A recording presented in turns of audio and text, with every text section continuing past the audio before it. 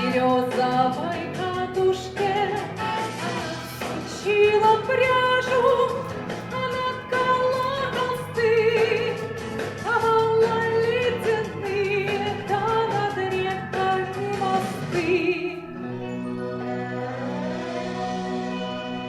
Потолок ледяной, дверь скрипучая,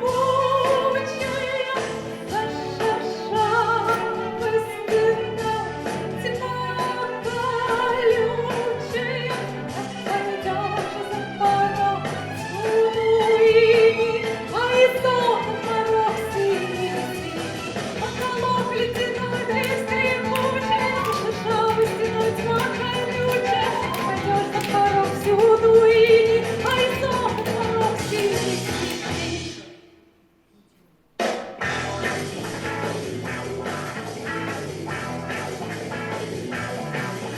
Ходила на охоту, горело серебро, зажала полный месяц стальное ведро. Шубы шили